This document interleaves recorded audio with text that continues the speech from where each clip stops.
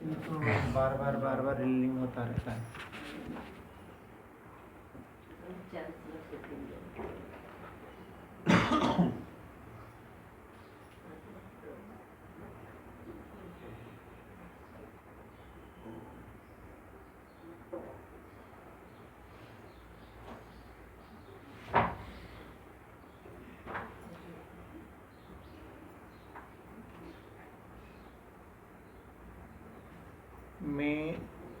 मैं हूँ, मैं अन्य कुछ नहीं हूँ,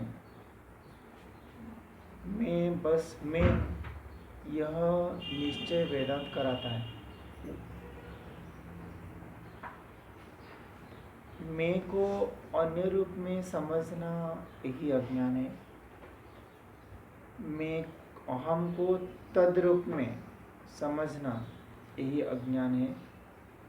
अहम को एतद रूप में समझना यही अज्ञान है। यह वह इस रूप में समझना यह अज्ञान है। मैं ही है, मैं में और कुछ जुड़ नहीं सकता। मैं यह हूँ, ये बनता नहीं कहना है। मैं वह हूँ, ये बनता नहीं कहना। मैं यह हूँ ऐसा कहना भी बनता नहीं।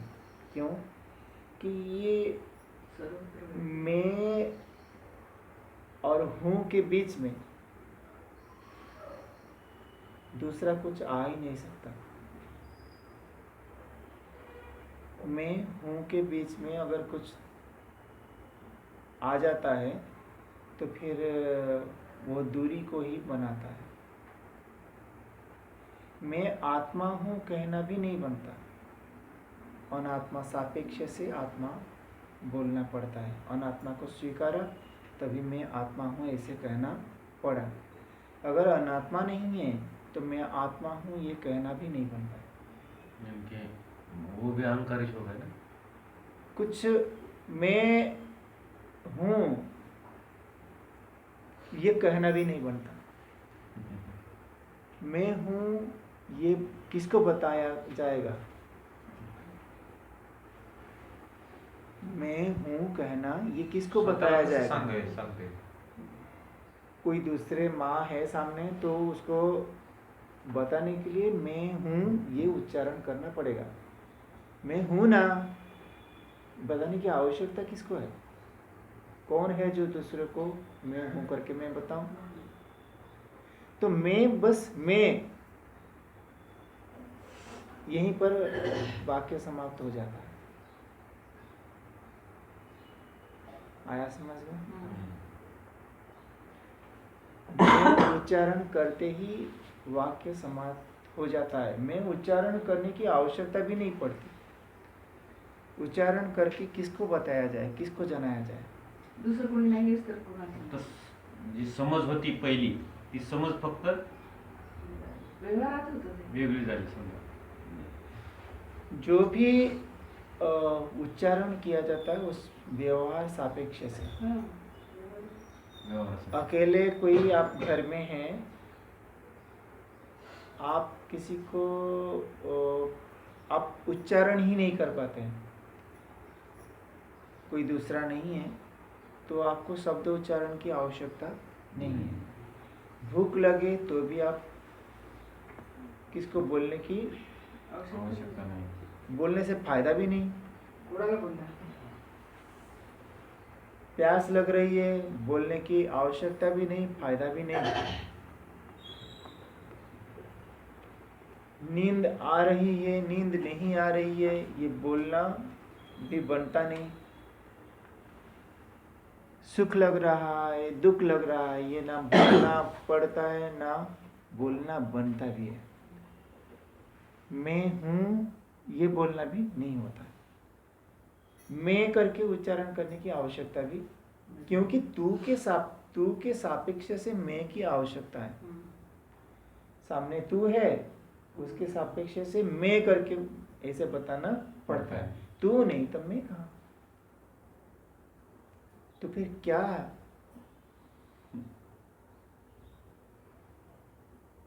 उस समय जब कोई अपने स्वरूप में चला जाता है, वहाँ कुछ भी व्यवहार बनता नहीं,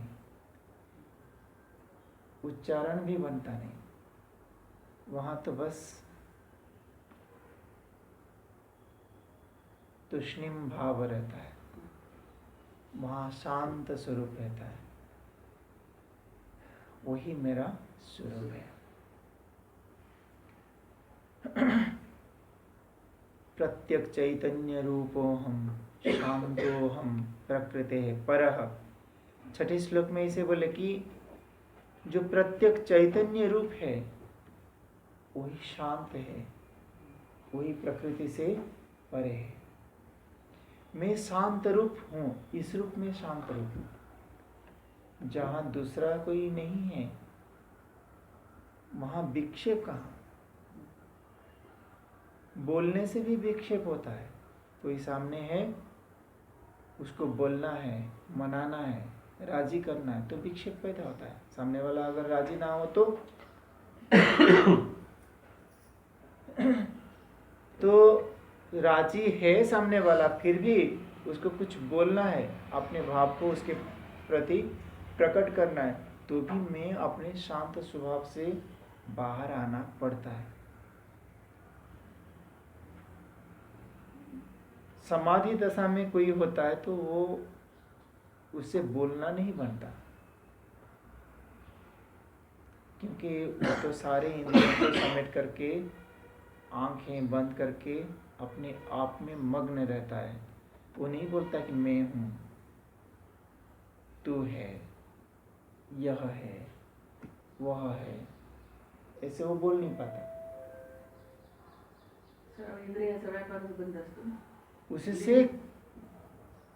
उससे कई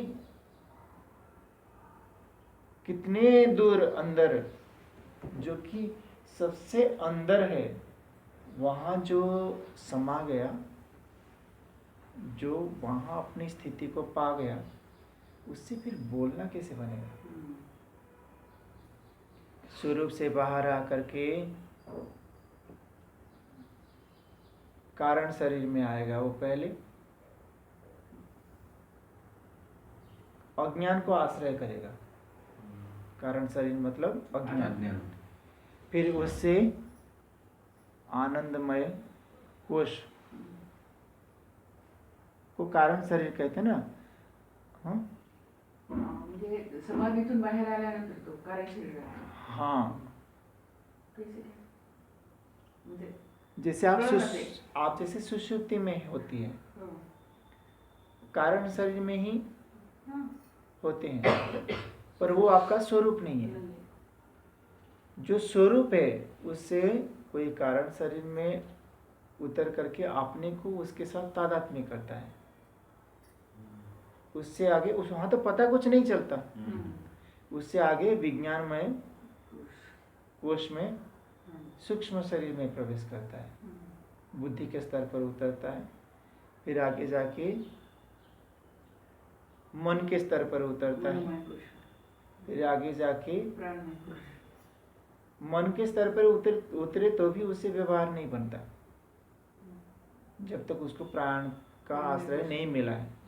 प्राण से ही सारी क्रियाएं हो पाती है। मन से स्वप्न दशा तक वो आ सकता है।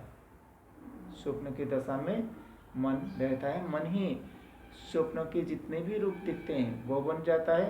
वो स्वयं उससे भयभीत होता है, चिंतित होता है, दुखी होता है, सुखी होता है। वहाँ उतरता है कोई, और वहाँ से आके प्राणमय कोश में प्रवेश करके फिर धीरे धीरे पता नहीं कहाँ पैर पड़ा था, कहाँ हाथ पड़ा था, उठ भी नहीं रहे थे, उठाने की कोशिश करे तो भी उठ नहीं रहे थे। प्राणमय कोश में प्रवेश करने पर धीरे धीरे वो हाथ पैर चलने लगते हैं। जो बहुत देर तक ध्यान में चला गया उसके हाथ पैर शून्य हो जाते हैं।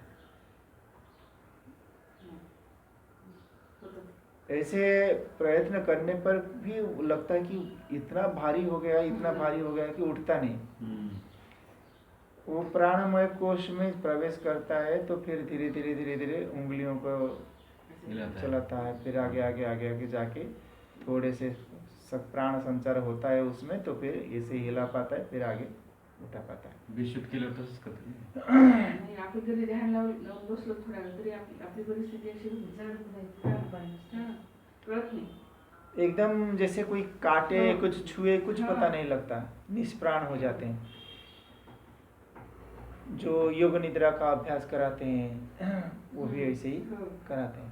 तेव्हाही तसं होतं. तो फिर बाहर जो प्राण को आश्रय करता है, बाहर आता है, इंद्रियों को आश्रय करता है, फिर इंद्रियों से फिर स्थूल शरीर में उतरता है, तो फिर उसको ये सारे व्यवहार में उतरना उसके लिए संभव होता है.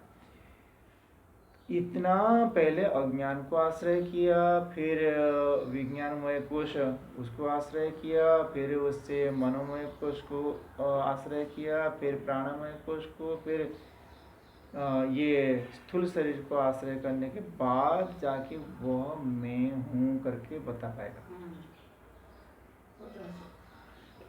भले ही सुषुप्ति में है वो अज्ञान में, पर वहाँ कुछ बोल नहीं पाता है. जब वहाँ से उतर करके जागृत अवस्था में आता है तभी जाके बोलता है कि मैं सुख से सोया था, कुछ भी पता नहीं लगा. तो ये कब बनता है? जब वो बिल्कुल स्थूल शरीर को आश्रय करता है, तब अशेष भेद को स्वीकार करता है, तब वो बोलना बनता है. जहाँ मैं हूँ, मैं अकेला ही हूँ, वहाँ बताने के लिए कोई दूसरा होता नहीं. किसको मैं बताऊं? वहाँ मैं उच्चारण करना बनता नहीं, तो मैं किसको उच्चारण करके सुनाऊं?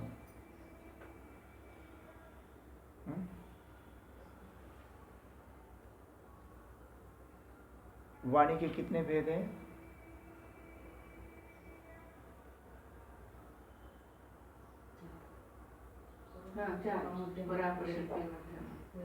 परा, पश्यन्ति, मध्यमा, वैखरी. वैखरी में उतरने के बाद कोई बोल सकता है. और बताऊंगा, उसको फिर देखना पड़ेगा. जब कंठ देश में है, हृदय देश में है, नाभि देश में, उस समय तो बोलना बनता ही नहीं. किसे बोल पाएगा? जागृत अवस्था में वैखरी वाणी को आश्रय करता है, तभी बोला जा सकता है. मैं हूँ, तू है, नहीं तो बोलना नहीं बनता. ये मेरा स्वरूप है. बस हूँ कहना भी कहाँ बनता है? बस अनुभव मात्र ही होता है कि हूँ. कोई क्रियाएं वहाँ नहीं रहती. उस समय तो बस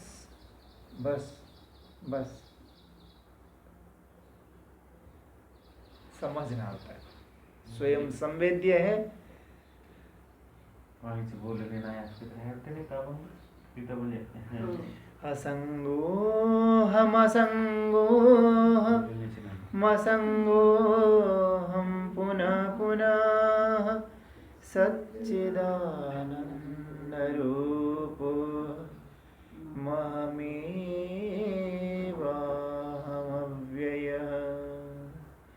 मैं असंग हूँ, मैं असंग हूँ, मैं असंग हूँ. मैं बार बार निश्चय करके बोलता हूँ कि असंग हूँ. मैं सत चित आनंद रूप हूँ. मैं हूँ, अहम एव, अहम अव्यय हूँ. मैं ही हूँ, मैं हूँ, मैं ही हूँ, मैं वह अव्यय तत्व हूँ. अहम एव का अर्थ है कि मैं ही हूँ, और एव शब्द का अर्थ एवं निश्चयार्थक अव्यय है, ही अर्थ में प्रयोग होता है. मैं ही हूँ. एकम एव अद्वितीयम ब्रह्म. एक ही अद्वितीय ब्रह्म है. न इह नास्ति किंचन. यहाँ कोई दूसरा तभी ये संगत होगा। अगर कोई दूसरा है जिसको मैं बता रहा हूँ बोल करके उच्चारण करके, फिर यह श्रुति खंडित हो जाती है। एकमेवा द्वितीयं ब्रह्म नेह नास्ति किंचन आत्मैवेदं सर्वम् आत्मा एव इदं सर्वं ब्रह्म एव इदं सर्वं सर्वं खल्विदं ब्रह्म। यह महावाक्य खंडित हो जाते हैं। जो शांति को पाना चाहता है संसार होते हुए, उसको पूर्णतः माया अविद्या का कार्य ही जान करके उस ओर से अपने आप को बिल्कुल समेट करके अपने अंदर ही वापस आ जाना चाहिए।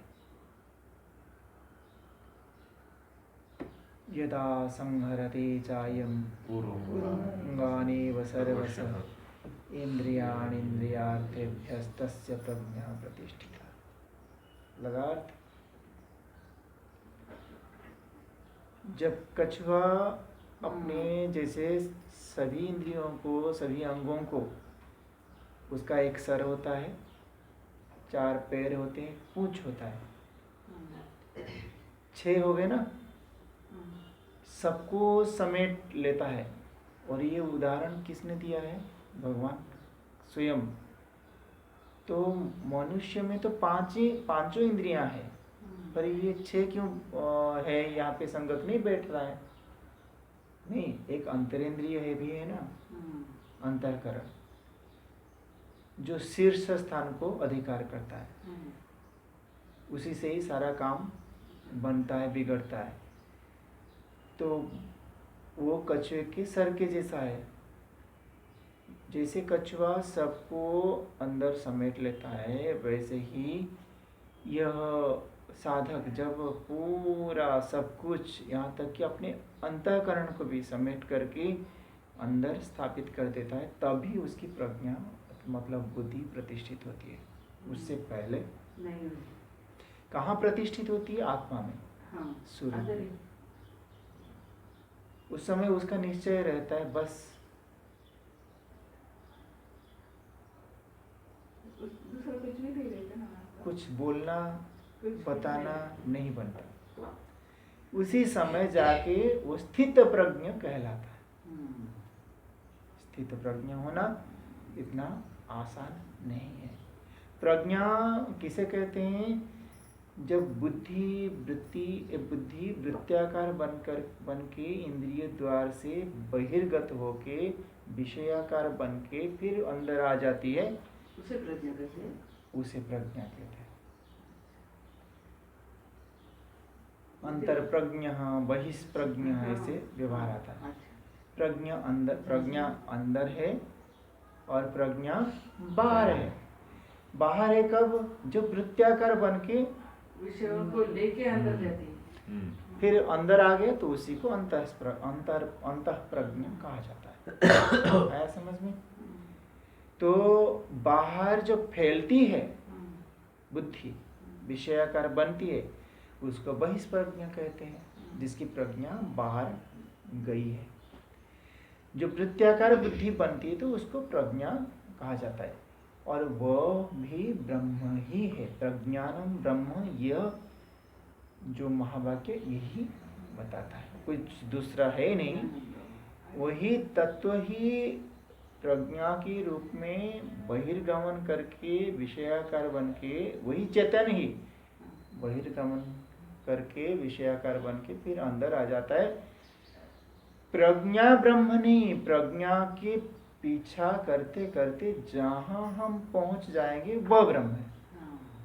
प्रज्ञानम ब्रह्म का यह अर्थ होता है, क्योंकि ब्रह्म को समझना संभव नहीं, अपने आप को समझना संभव होता नहीं साधक के लिए। तो इसीलिए शाखा चंद्र न्याय से उसको पहले बताया जाता है कि ये देखो, जो बुद्धि तुम्हारी आंखों के द्वार से बाहर गया और ये सामने विषय है, मोबाइल के आकार को लिया, और फिर अंदर आ गया। अनुभव में आता है कि नहीं? कोई तो बाहर जाता है फिर अंदर आता है, फिर बाहर जाता है फिर अंदर आता है। जो बाहर जाता है और अंदर आता है उसी को तुम प्रज्ञा जानो और वही ब्रह्म है। जैसे बच्चे को बताया जाता है कि देखो चंद्र देख रहे हो? नहीं। चंद्र समझ नहीं पाते हो चंद्रमा कौन है? नहीं। देखो पेड़ है ना? हाँ। वो पेड़ की जो शाखाएं देख रहे हो ना? हाँ।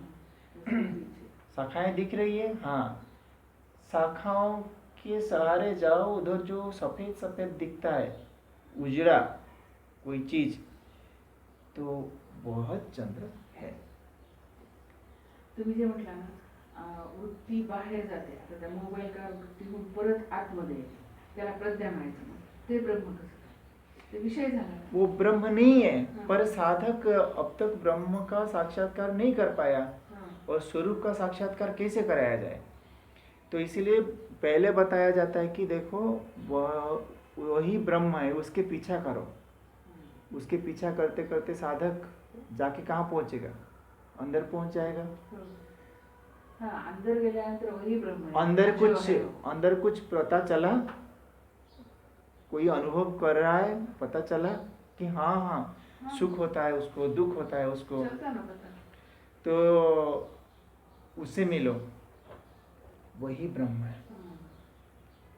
फिर और गहराई में जाओ, जो अनुभव कर रहा है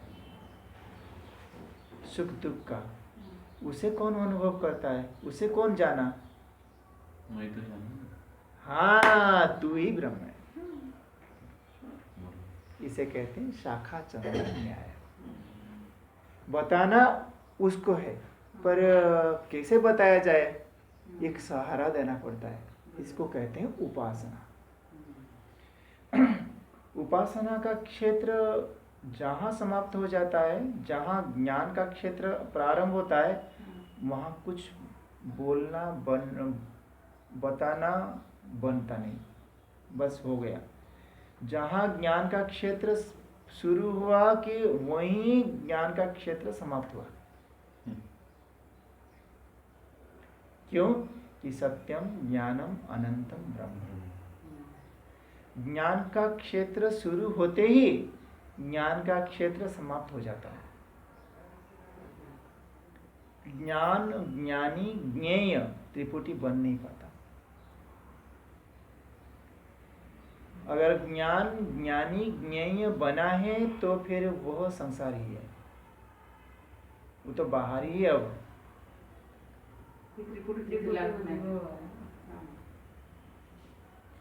ज्ञान ज्ञानी ज्ञेय की समाप्ति ही स्वरूप है। सागर में नदी मिली, क्यों माँ? सागर में नदी मिल गई तो फिर सागर दिखेगा, नदी भी दिखेगी, उनका मिलन भी दिखेगा। तो बस सागर जब दिखता है तो कहाँ पे है? किनारे पे है। मिलन भी दिखता है, सागर भी दिखता है, नदी भी दिखते हैं। और एक रूप हो जाने के बाद कहाँ सागर, कहाँ नदी, कहाँ उनका मिलन? आया समझ में? बात समझ में आ रहा है? वहाँ फिर ये प्रश्न नहीं उठता है ये करूं या ना करूं। नहीं करने से कोई पाप तो नहीं लगेगा। लक्ष्मी पूजन ना करूं तो पाप नहीं लगेगा। ये गणपति ना बिठाऊं तो पाप नहीं लगेगा। वहाँ कुछ होता ही नहीं ना। आता मी एकदम टोक म्हणजे जिथे विलीनच झाला कशाचं लक्ष्मी पूजन आणि कशाचं काय? और हमारा लक्ष्य वो है। तीच लक्ष आहे ना मग आपलं, आपण परत वापस यायला म्हणून वटाळा. और लक्ष्य वस्तु अलग हो तो उसके लिए प्रयत्न की आवश्यकता है। लक्ष्य वस्तु दूर हो तो प्रयत्न की आवश्यकता है। लक्ष्य वस्तु अगर स्वयं हो तो कशाचं काय? काय स्वरूपाचं लक्ष्यच नाही तर काय? त्या लक्ष्यावर तर सतत स्थिर राहते ना. बाबा समझ में आ रहा है हम्म। एकदम टॉप में Top आप जा रहे हैं level अभी जब टॉप में जाते हैं तो फिर येते ते ऐकून येते ते कसे वृत्ती एकदम टॉप में अभी है हा. जहाँ से सब कुछ दिखता है पर उसे कोई देख नहीं सत्ता पाता वही बस मैं हूँ बताने के लिए कोई सुनने वाला भी बहुत सुनने वाला नीचे हो भी गए ये दूसरा कुछ कहने की जरूरत नहीं, सिर्फ मैं कहा तो चले, कहा भी मानो नहीं. कोई वो भी नहीं कहा तो चलेगा, इसको बोलने का है मैं. बहुत ही ऊंचा टावर है पाणी हा, वरच्या टावरला वरच्या कडेला गेलं. सामने कोई नहीं है तो किसको बताए. नाही नाही ते सांगायला येत ना वरच्या टावर बहुत वरच्या ही कडेला गेला. माने बहुत ही ऊंचा टावर है जहाँ से पूरा संसार पूरा जैसे ना के बराबर दिखता है वहां पहुंचने के बाद मैं यहाँ हूँ बताने के लिए कोई जरूरत है, कोई सुनने वाला नहीं होगा ना किसको बताओगे आप किसको बताए. कुणाला सांगणार ऐकूच जात नाही कुणाला तर विषयच नाही तिथं. माँ ये वेदांत